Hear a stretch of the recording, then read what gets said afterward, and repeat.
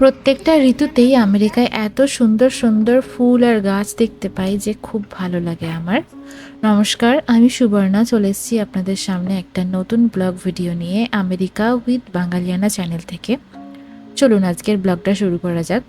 যারা নতুন দর্শক আছেন অবশ্যই সাবস্ক্রাইব করে পাশে থাকবেন আর প্লিজ পুরো ভিডিওটা দেখবেন, একটুও স্কিপ না করে। তাতে প্রয়োজন হলে মানে মানে আমার ভিডিওটা আপনি 4 থেকে 5 মিনিট দেখবেন তাও ঠিক আছে, কিন্তু স্কিপ করে দেখবেন না। মানে স্কিপ করে লাস্টে গিয়ে দুটো কমেন্ট করে দেবেন, সেটা কিন্তু করবেন না প্লিজ। বিকজ ওয়াচ টাইমটা আমার কাছে কমপ্লিট হওয়া একটা খুবই গুরুত্বপূর্ণ জিনিস, কারণ আমার কাছে এখনও ওয়াচ টাইমটা কমপ্লিট হয়নি আমার ইউটিউবে, যেটা মনিটাইজেশন হতে গেলে লাগে। তো সবার কাছে অনুরোধ করব, প্লিজ আমার ভিডিওটা যদি তোমরা 5 মিনিটও দেখো তাহলে সেটা 5 মিনিট দেখো, তারপরে কমেন্ট করো, স্কিপ না করে। বড় ভিডিও দিচ্ছি মানে যে বড় ভিডিও দেখতে হবে, তোমাকে কমেন্ট করতে হবে পার করে করে, তার কোনো মানে নেই। তো চলো, আজকে একটা সকালবেলা আমি ব্রেকফাস্ট বানালাম। ছিল আমার কাছে কালকে রাতের রুটি, যেটা আমি খাইনি।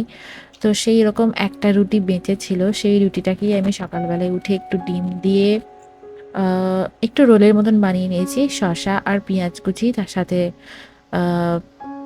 দিয়েছি হচ্ছে যে সস কাসুন্দি। বাইরে তাকিয়ে দেখছি এত রোদ বেরিয়েছে আজকে। বাইরে এসে একটু দাঁড়ালাম, তো ভালো হাওয়া দিচ্ছে। আমাদের এই বারান্দাটাতে ভালো হাওয়া দেয়। যেহেতু রোদে যাইনি তাই এখানে দাঁড়িয়ে হাওয়াটা ভালোই লাগছে, ঠান্ডা ঠান্ডা। বাট রোদে গেলে কিন্তু ভালোই গরম আছে, মানে রোদটার ভীষণ জোর এখানে। তার জন্য আমার সবসময় বারান্দায় এলে মনে হয় যেন ঠান্ডা ঠান্ডা, বাট যখনই আমি বাইরে বেরোই, মানে বাড়ির বাইরে, তখনই দেখি খুব গরম লাগে। বাট স্টিল আজকের ওয়েদারটা একটু তুলনামূলক মানে আর কি, মানে গরম ভাবটা নেই আর কি। যাই হোক, দেখি জিমে যাই কি না। আপাতত বাড়ির কাজগুলো সেরে নিই। এখন আমি রান্না চাপিয়ে দিয়েছি, ভাত হচ্ছে।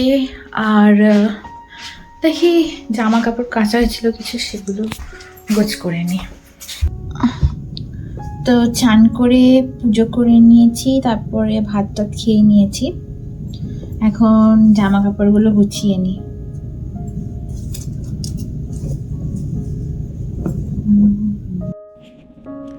সাত সমুদ্র 13 নদীর পাড়ে আমেরিকায় থাকলেও মনটা কিন্তু সবসময় খাঁটি বাঙালি হয়েই রয়ে গেছে আমার।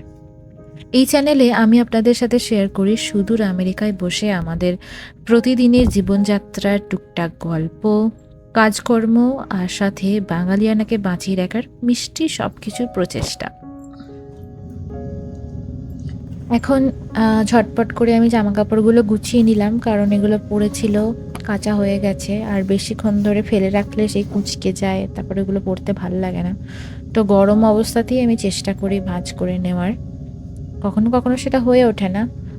তো যাই হোক, এখন আবার ঝটপট করে রেডি হতে হবে, বাজারে যেতে হবে। আর এই বাজারে যাওয়ার নাম শুনলেই এই গরমকালে যেন আমার গায়ে জ্বর আসছে। এর আগে যখন হালকা হালকা শীত ছিল তখন তো আমি একাই বাজারে যেতাম, আমি খুব এনার্জেটিকভাবেই যেতাম, আমার যেতে ভালো লাগতো। বাট এখন এখন যেন বাজারে মানে বাইরে বেরোতে হবে শুনলেই আমার গায়ে যেন জ্বর আসছে। বিকজ এত টেম্পারেচারটা হাই, এত গরম বাইরে। আমাদের ইন্ডিয়াতে গরমটা কীরকম হয় যে ঘাম হয়, মানে আমরা ওই টেম্পারেচারটা সেটা আমরা অভ্যস্ত, যে আমরা জানি যে গরম আছে, বাট বাইরে বেরোলে ঘাম হয়, ঠিক আছে।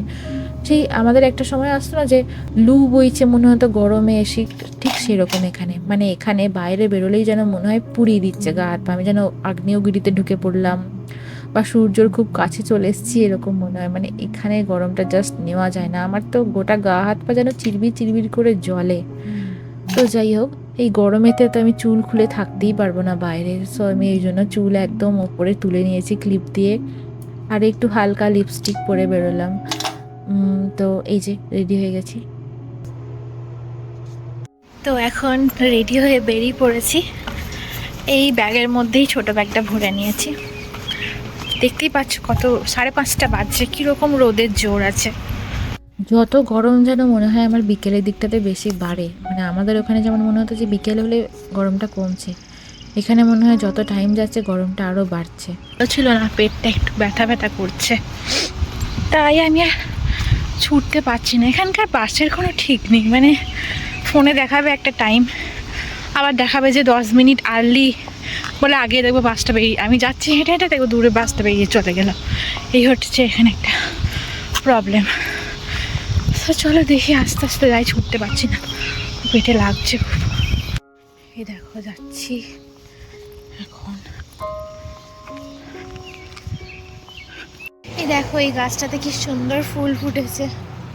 এখন যেহেতু গ্রীষ্মকাল তাই সব জায়গায় এই সুন্দর ফুলটা ফুটে থাকছে। দাঁড়াবের কাছে যাচ্ছি, হচ্ছে রাস্তা। ওকে, সো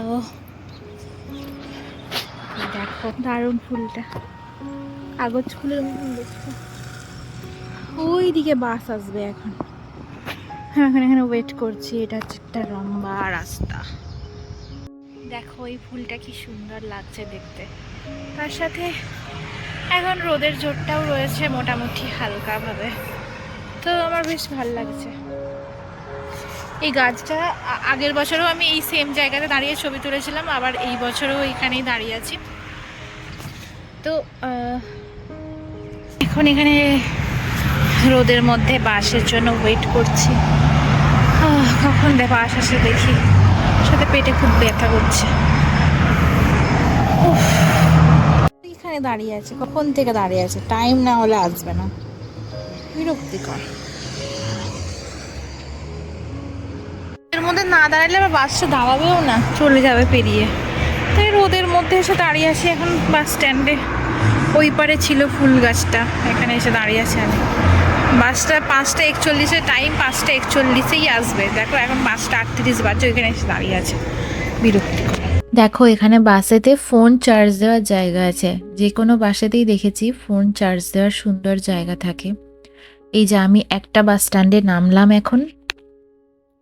বাস স্ট্যান্ডের সামনে খুব রোদ, তাই আমি বাস স্ট্যান্ডের পিছনে বসে আছি গাছতলায়, পাথরের ওপরে। আর এই সামনে দিয়ে একটা এত বড় ভাল্লুকের মতন কুকুর গেল, যেটা আমার খুব ভয় লাগে আর কি কুকুরকে দেখলে, কারণ ছোটোবেলায় আমাকে কামড়েছিল, সেটার দাগও আছে হাতে।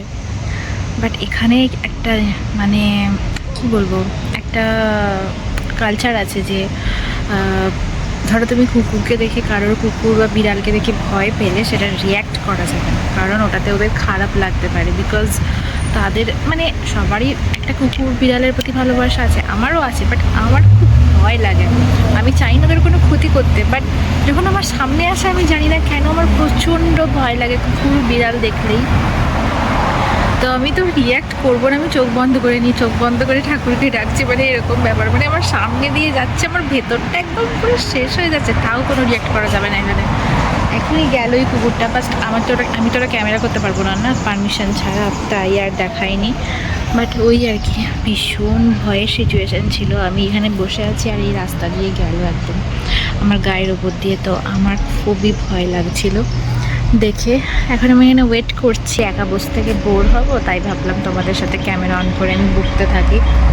তো এখানে ওরাই আর কি সিস্টেম। আর একবার গেছিলাম হচ্ছে ধরো কোথায় গেছিলাম যেন, একটা পাহাড়ে বেড়াতে গেছিলাম আমরা সবাই মিলে, চিমনি রকে। তো ওই চিমনি রক পাহাড়টাতে সিঁড়িটা ছিল কাঠের সিঁড়ি, কাঠের এরকম যেরকম নর্মাল সিঁড়ির আর কতটুকু চওড়া হবে, মানে দুটো মানুষ ওঠার মতো। এবার সেখানে কুকুর নিয়ে নামছে, যারা উপরে উঠে গেছে অলরেডি তারা কুকুর নিয়ে নামছে ওই সিঁড়িতে। মানে আমার পাশ দিয়ে তো কুকুরটা নামবে, ওখানে তার এক্সট্রা কোনো স্পেস নেই যে আমি কারোর পাশে গিয়ে লুকাবো। তো ওই জায়গাগুলোতে আমার খুব বাজে সিচুয়েশান হয়ে গেছিলো, বিকজ ওই মানে ওই মানে একদম গায়ের ওপর দিয়ে কুকুরগুলো যাচ্ছে আর কোনো রিয়্যাক্ট করা যাবে না। তো মাই গড, ওই সিচুয়েশানগুলো খুবই বাজে গেছে আমার ওপর।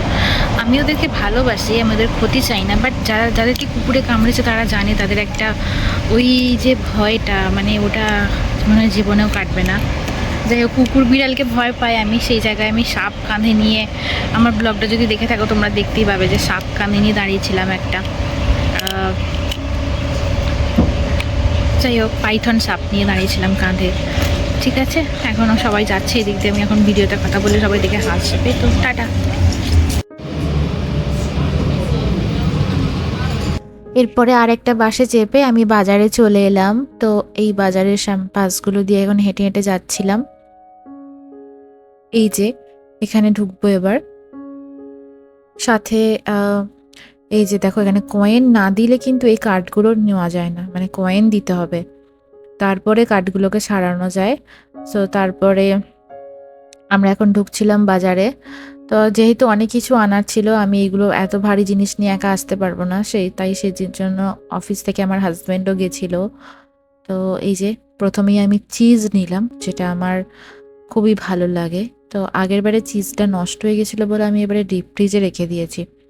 আর এখানে আমি খুঁজছিলাম পাপ পেস্ট্রি রোলটা, সেটা দেখলাম নেই, পাই ক্রাস্ট ছিল, এখানে ছিল বড় বড় পিৎজা, বড় বড় স্যামন মাছ, আরও অনেক কিছু ছিল। তার সাথে হোম গুডসের জিনিসও ছিল অনেক রকমের। আমি ভিডিওটা এক হাতে করে করছিলাম, সাথে বাজারে জিনিসগুলো দেখতে হচ্ছিল, তাই ওখানে নোখটা ওইভাবে চলে এসছে। সো এই আর কি, তো ভিডিওটা একটু খারাপ হয়ে গেছে যার জন্য। যাই হোক, দেখো কি সুন্দর লাগছিল দেখতে জিনিসগুলো, এত সুন্দর সুন্দর জিনিস ছিল, মনে হচ্ছিল যেন দারুণ জিনিস।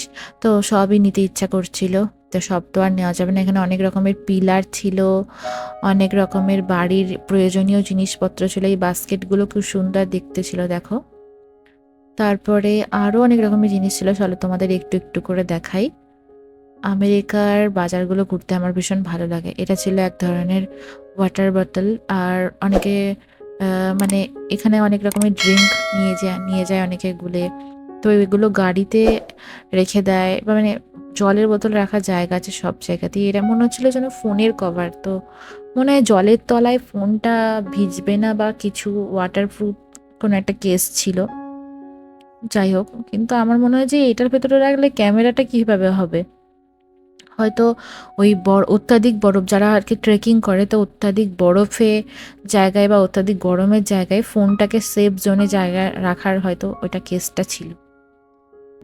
আসলে কিছু জিনিস কিনি আর না কিনি, বাট বাজারে এসে এগুলো ঘোরাফেরা করতে আমার ভীষণ ভালো লাগে। আর শপিং করতে কার না ভালো লাগে বলো, সব মেয়েরই শপিংয়ের প্রতি একটা টান থাকে, তাই না? তো যাই হোক, এখানে তো সব জিনিস খুবই কস্টলি, তাই সব কিছু হয়তো নেওয়া যায় না, তবে দেখতে ভালো লাগে। তবে যেগুলো যেগুলো প্রয়োজন সেগুলো তো নিতেই হবে, দাম বলে তো আর না খেয়ে থাকা যাবে না, তাই না? আর একটা দুটো তো ইচ্ছাও করে সবসময় শখের জিনিস, মানে সবসময় শখকে বিসর্জন দিতেও ইচ্ছা করে না, মাঝে মাঝে একটা দুটো শখের জিনিস কিনতেও ভালো লাগে, তাই না? দেখো এই বোতলটা কি সুন্দর দেখতে, দারুণ ছিল এই বোতলটা দেখতে, আমার তো এটা ভীষণ পছন্দ হয়েছিল। মনে হয় 2 লিটার মতন জল ধরবে, আর তার সাথে পরিমাপগুলোও লেখা ছিল। আর ওটা দুরকমভাবে খাওয়া যাবে, মানে মুখ দিয়ে খাওয়া যাবে, আবার ওপর থেকে ঢেলেও খাওয়া যাবে, মানে পাইপ দেওয়া ছিল। আমি যেটা দেখালাম সাদা রঙের, সেটা ছিল নারকোলের তেল। আমি জানি না যে ওটার মাথায় দেওয়া যায় নাকি ওটা দিয়ে রান্না করে, এই জন্য ওটা নিয়ে নিই। তারপরে দেখো কত সুন্দর সুন্দর ফুলগুলো সাজানো ছিল। এই অর্কিড গাছটাগুলো দেখতে আমার খুব ভালো লাগে, কখনো যদি আমি চাকরি পাই তখন আমি কিনবো একটা গাছ, মানে শখের জন্য। এই গাছগুলোকে নিয়ে তো আর বাড়ি যাওয়া যাবে না, তাই না? তো আমি ঠিক করেছি, যদি আমি নিজে চাকরি পাই তাহলে আমি একটা কিনবো নিজের শখ মেটানোর জন্য, কারণ আমার এই গাছগুলো খুব ভালো লাগে। শুধু কিনতে পারি না, যে আমাদের তো চলেই যেতে হবে সব কিছু একদিন ফেলে দিয়ে, কিন্তু এই চলে যেতে হবে সব কিছু ফেলে দিয়ে বলে তো আর সব কিছু বিসর্জন দিয়ে থাকা যায় না, তাই না?